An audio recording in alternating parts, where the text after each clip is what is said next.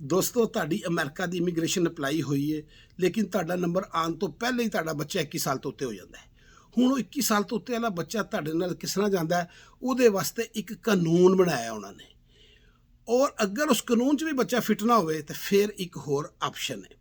ਉਹ ਕਾਨੂੰਨ ਜਿਹਦੇ ਤਹਿਤ ਬੱਚਾ ਤੁਹਾਡੇ ਨਾਲ ਜਾ ਸਕਦਾ, ਉਹਨੂੰ ਕਹਿੰਦੇ ਨੇ CSPA ਕਾਨੂੰਨ। CSPA ਕਾਨੂੰਨ ਵਾਸਤੇ ਉਹਨਾਂ ਨੇ ਇੱਕ ਬੜਾ ਆਸਾਨ ਫਾਰਮੂਲਾ ਦਿੱਤਾ ਹੈ। ਜਿਸ ਦਿਨ ਤੁਹਾਡੀ ਅਮਰੀਕਾ ਦੀ ਪਟੀਸ਼ਨ ਜਮ੍ਹਾਂ ਹੋਈ, ਅਮਰੀਕਾ ਦੇ ਵਿੱਚ I-130 ਜਮ੍ਹਾਂ ਹੋਇਆ, ਉਹ ਡੇਟ ਲੈਣੀ ਹੈ। ਤੇ ਉਸ ਤੋਂ ਬਾਅਦ ਜਿਸ ਦਿਨ ਉਹ ਅਪਰੂਵ ਹੋਇਆ, I-130 ਅਪਰੂਵ, ਕਿਉਂਕਿ ਇਹਦੇ ਤੇ ਬਹੁਤ ਸਾਰੇ ਲੋਕ ਕਨਫਿਊਜ਼ ਹੋ ਜਾਂਦੇ ਨੇ ਕਿ ਜੀ ਉਹ ਸਾਡੀ DQ ਹੋ ਗਈ, DQ ਵਾਲੀ ਡੇਟ ਦੇਣੀ ਹੈ, NVC ਦੀ ਡੇਟ ਦੇਣੀ। ਨਾ ਨਾ ਨਾ, ਸਿਰਫ CSPA ਦੇ ਵਿੱਚ I-130 ਦੀ ਅਪਰੂਵਲ ਦੀ ਡੇਟ ਮੰਨੀ ਜਾਂਦੀ ਹੈ। ਜਿਸ ਦਿਨ ਜਮ੍ਹਾਂ ਹੋਇਆ, ਜਿਸ ਦਿਨ I-130 ਅਪਰੂਵ ਹੋਇਆ ਤੇ ਕੇਸ NVC 'ਚ ਗਿਆ, ਉਹ ਡੇਟਾਂ ਦੇ ਵਿੱਚ ਜਿਹੜਾ ਟਾਈਮ ਹੋਏਗਾ, ਉਹ ਟਾਈਮ ਤੁਹਾਡੇ ਬੱਚੇ ਦੀ ਉਮਰ 'ਚੋਂ ਨਿਕਲ ਜਾਏਗਾ। ਉਹਨੂੰ ਕਹਿੰਦੇ ਨੇ ਵੇਟ ਟਾਈਮ। ਉਹ ਬੱਚੇ ਦੀ ਉਮਰ 'ਚੋਂ ਨਿਕਲਣਾ ਜੀ। ਹੁਣ ਉਹਦਾ ਫਾਰਮੂਲਾ ਸੁਣ ਲਓ। ਜਿਸ ਤਰ੍ਹਾਂ ਤੁਹਾਡਾ ਕੇਸ ਜਮ੍ਹਾਂ ਹੋਇਆ, ਬੱਚਾ ਹੁਣ ਹੋ ਗਿਆ ਜੀ 23 ਸਾਲ ਦਾ, ਲੇਕਿਨ ਜਦੋਂ ਤੁਹਾਡੀ ਪਟੀਸ਼ਨ ਜਮ੍ਹਾਂ ਹੋਈ ਸੀ 2009 'ਚ, ਮਿਸਾਲ ਦੇ ਤੌਰ 'ਤੇ ਜਮ੍ਹਾਂ ਹੋਈ, 2012 'ਚ ਅਪਰੂਵ ਹੋਈ, 3 ਸਾਲ ਦਾ ਟਾਈਮ ਹੋ ਗਿਆ। ਬੱਚਾ ਇੱਧਰੋਂ 23 ਸਾਲ ਦਾ ਹੋ ਗਿਆ, 3 ਸਾਲ ਬੱਚੇ ਦੀ ਉਮਰ 'ਚੋਂ ਨਿਕਲੇ, ਉਹ 20 ਸਾਲ ਦਾ ਹੋ ਗਿਆ। ਇਹਨੂੰ ਕਹਿੰਦੇ ਨੇ CSPA ਕਾਨੂੰਨ। ਹੁਣ ਯਾਦ ਰੱਖੋ, ਇਹਦੇ ਵਿੱਚ ਪੂਰਾ ਫਾਰਮੂਲਾ ਲਾ ਕੇ ਉਹ ਤੁਹਾਨੂੰ ਡਾਕੂਮੈਂਟਸ ਭੇਜਦੇ ਨੇ। ਇਹ 'ਚ ਬਹੁਤ ਘੱਟ ਹੁੰਦਾ ਕਿ ਤੁਹਾਨੂੰ ਖੁਦ ਸਾਰੇ ਡਾਕੂਮੈਂਟਸ ਲੈ ਕੇ ਜਾਣੇ ਪੈਂਦੇ ਨੇ। ਉਹ ਪੂਰਾ ਉਹਨਾਂ ਨੇ ਫਾਰਮੂਲਾ ਲਾਇਆ ਹੁੰਦਾ।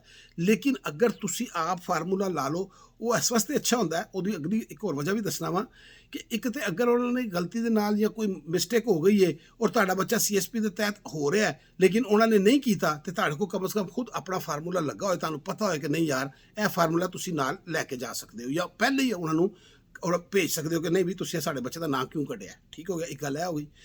ਦੂਸਰੀ ਗੱਲ ਇਹ ਹੈਗੀ ਕਿ ਜਦੋਂ ਤੁਹਾਡਾ ਬੱਚੇ ਦਾ ਨਾਂ ਅਗਰ ਨਹੀਂ ਆਇਆ, ਉਹਨਾਂ ਨੇ ਪੂਰਾ ਵਰਕ ਕਰ ਲਿਆ, ਕਈ ਵਾਰੀ ਹੁੰਦਾ ਕਿ NVC ਦੇ ਵਿੱਚ ਤੁਹਾਡਾ ਨਾਂ ਬੱਚੇ ਦਾ ਆ ਜਾਂਦਾ ਹੈ, ਤੁਸੀਂ ਸਾਰਾ ਕੁਝ ਕਰ ਲੈਂਦੇ ਹੋ। ਉਧਰੋਂ ਜਦੋਂ ਤੁਸੀਂ ਮੈਡੀਕਲ ਵਾਸਤੇ ਜਾਂਦੇ ਹੋ ਤਾਂ ਉਹ ਕਹਿੰਦਾ ਨਹੀਂ ਯਾਰ ਤੁਹਾਡਾ ਮੈਡੀਕਲ ਬੱਚੇ ਦਾ ਆਇਆ ਹੀ ਨਹੀਂ। ਉਹਦੇ ਨਾਲ ਲੜਨ ਦੀ ਜ਼ਰੂਰਤ ਕੋਈ ਨਹੀਂ, ਉਹ ਕੁਝ ਨਹੀਂ ਕਰ ਸਕਦੇ। ਉਹ ਕਈ ਲੋਕ ਹੁੰਦੇ ਨੇ, ਉਹ ਕਹਿੰਦੇ ਜੀ ਤੁਸੀਂ ਦੁਬਾਰਾ ਰਿਕੁਐਸਟ ਕਰੋ। ਦੁਬਾਰਾ ਰਿਕੁਐਸਟ ਵੀ ਐਮਬੈਸੀ ਜਾਂਦੀ, ਫਿਰ ਜਵਾਬ ਉਹੀ ਆਉਂਦਾ, ਕੰਮ ਪੂਰਾ ਐਮਬੈਸੀ ਨੇ ਕੀਤਾ ਹੁੰਦਾ।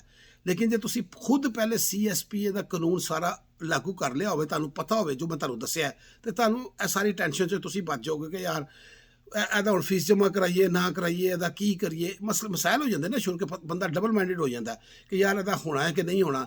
ਜੇ ਤੁਹਾਨੂੰ ਕਾਨੂੰਨ ਪਤਾ ਹੋਏਗਾ ਤਾਂ ਫਿਰ ਤੁਸੀਂ ਸ਼ੋਰ ਹੋਵੋਗੇ। ਅੱਛਾ ਜੀ, ਹੁਣ ਤੁਹਾਡਾ ਬੱਚੇ ਦਾ ਨਹੀਂ ਆਇਆ, ਨਾ ਨਹੀਂ ਆਇਆ, ਮੈਡੀਕਲ ਨਹੀਂ ਹੋਇਆ, ਜਾਂ ਨਾ ਆ ਗਿਆ ਮੈਡੀਕਲ ਨਹੀਂ ਹੋਇਆ, ਹੁਣ ਅਗਲੀ ਆਪਸ਼ਨ ਕੀ ਹੈ? ਬੱਚਾ ਤਾਂ ਨਿਕਲ ਗਿਆ ਤੁਹਾਡੀ ਲਿਸਟ ਦੇ ਵਿੱਚੋਂ। ਹੁਣ ਤੁਸੀਂ ਜਨਾਬ ਇੱਕ ਲੈਟਰ ਬਣਾਉਣਾ ਹੈ। ਦੂਜੀ ਆਪਸ਼ਨ ਜਿਹੜੀ ਤੁਹਾਨੂੰ ਦਿੰਦੇ ਨੇ, ਉਸ ਲੈਟਰ ਦੇ ਵਿੱਚ ਤੁਸੀਂ ਲਿਖਣਾ ਹੈ, ਪਹਿਲੀ ਰੀਜ਼ਨ ਜਿਹੜੀ ਹੈ ਉਹ ਹੈ ਕੋਵਿਡ, ਕਿ ਕੋਵਿਡ ਦੀ ਵਜ੍ਹਾ ਨਾਲ ਸਾਰੇ ਕੇਸ ਹੀ ਕੋਵਿਡ ਦੀ ਵਜ੍ਹਾ ਨਾਲ ਹੀ ਲੇਟ ਹੋਏ ਨੇ ਤੇ ਮਸਲਾ ਬਣਿਆ ਨਾ। ਦੂਸਰੀ ਤੁਸੀਂ ਆਪਣੀ ਫੈਮਿਲੀ ਸਿਚੁਏਸ਼ਨ ਲਿਖਣੀ ਹੈ। ਫੈਮਿਲੀ ਸਿਚੁਏਸ਼ਨ ਦੇ ਵਿੱਚ ਦੇਖੋ ਹੁਣ ਮੁਖਤਲਿਫ, ਹਰ ਬੰਦੇ ਦੀ ਮੁਖਤਲਿਫ, ਇੱਕ ਸਿਚੁਏਸ਼ਨ ਤੇ ਨਹੀਂ ਕਿ ਮੈਂ ਇੱਕ ਦੱਸਾਂ। ਮੈਂ ਮਿਸਾਲ ਦੇ ਸਕਦਾ ਤੁਹਾਨੂੰ। ਜਿਸ ਤਰ੍ਹਾਂ ਇੱਕ ਬੱਚੀ ਹੈ, ਹੁਣ ਉਹ 23 ਸਾਲ ਦੀ ਹੈ, 22 ਸਾਲ ਦੀ ਹੈ। ਸਾਡਾ ਕਲਚਰ ਹੈ, ਅਸੀਂ ਤਾਂ ਬੱਚੇ ਨੂੰ ਨਹੀਂ ਛੱਡ, ਇਕੱਲੀ ਬੱਚੀ ਤੋਂ ਕਿੱਥੇ ਛੱਡਾਂਗੇ, ਕਿਹਦੇ ਕੋਲ ਰੱਖਾਂਗੇ, ਨਹੀਂ ਰੱਖ ਸਕਦੇ ਨਾ, ਮਸਲਾ ਬਣ ਜਾਂਦਾ। ਔਰ ਇਹੋ ਜਿਹੇ ਕੇਸ ਮੇਰੇ ਕੋਲ ਬੇਤਾਸ਼ਾ ਆਉਂਦੇ ਨੇ।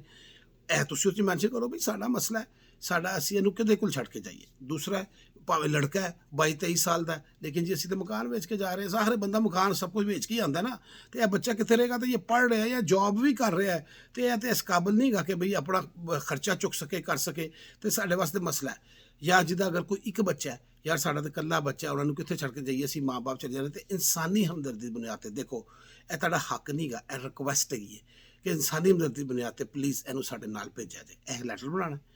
ਉਸ ਤੋਂ ਬਾਅਦ ਉਹਦੀ ਬਰਥ ਸਰਟੀਫਿਕੇਟ, ਆਪਣੇ ਪੂਰੇ ਕੇਸ ਦੀਆਂ ਕਾਪੀਆਂ, I-130 ਦੀਆਂ, ਕਿਦੋਂ ਜਮ੍ਹਾਂ ਹੋਇਆ, ਕਿਦੋਂ ਅਪਰੂਵ ਹੋਇਆ, ਉਹ ਲਾਣਾ ਹੈ ਕਿ ਵੀ ਇਹ ਦੇਖ ਲਓ ਸਾਰਾ ਡਾਕੂਮੈਂਟ ਸਾਡੇ ਕੋਲ ਨੇ, ਤੇ ਇਹ ਮਿਹਰਬਾਨੀ ਕਰ ਦਿਓ। ਯਾਦ ਰੱਖੋ, ਇਹ ਜਿਹੜਾ ਤੁਸੀਂ ਨਾਲ ਡਾਕੂਮੈਂਟਸ ਲਾਣੇ ਨੇ, ਇਹ ਲੈਟਰ ਬਣਾਉਣਾ ਹੈ, ਇਹ ਪਹਿਲੇ ਕਿਧਰੇ ਨਹੀਂ ਭੇਜਣਾ। ਨਾ ਇਹ ਐਮਬੈਸੀ ਭੇਜਣਾ, ਨਾ ਇਹ USCIS ਨੂੰ ਭੇਜਣਾ। ਇਹ ਮਾਂ ਪਿਓ ਨੇ ਇੰਟਰਵਿਊ ਵਾਲੇ ਦਿਨ ਨਾਲ ਲੈ ਕੇ ਜਾਣਾ, ਵੀਜ਼ਾ ਅਫਸਰ ਨੂੰ ਦੇਣਾ। ਉਸ ਤੋਂ ਪਹਿਲੇ ਦੀ ਕੋਈ ਅਹਿਮੀਅਤ ਨਹੀਂ ਗੀ। ਵੀਜ਼ਾ ਅਫਸਰ ਨੇ ਉਸ ਮੌਕੇ 'ਤੇ ਫੈਸਲਾ ਕਰਨਾ ਹੁੰਦਾ ਹੈ। ਟਫ ਕੇਸ ਹੈ, ਲੇਕਿਨ ਇਸ ਤਰ੍ਹਾਂ ਹੁੰਦਾ ਹੈ। ਇਹ ਤੁਹਾਡੇ ਕੋਲ ਆਪਸ਼ਨ ਹੈ ਦੂਸਰੀ। ਅਗਰ ਇਹ ਵੀ ਨਹੀਂ ਹੁੰਦੀ, ਤਾਂ ਫਿਰ ਤੁਸੀਂ ਜਦੋਂ ਅਮਰੀਕਾ ਆਓਗੇ, ਗ੍ਰੀਨ ਕਾਰਡ ਮਿਲੇਗਾ, ਤਾਂ ਫਿਰ ਤੁਸੀਂ ਆਪਣੇ ਬੱਚੇ ਨੂੰ ਅਪਲਾਈ ਕਰ ਸਕਦੇ ਹੋ। ਕੋਈ ਕਮੈਂਟ ਕਰ ਦੇਣਾ। Thank you so much.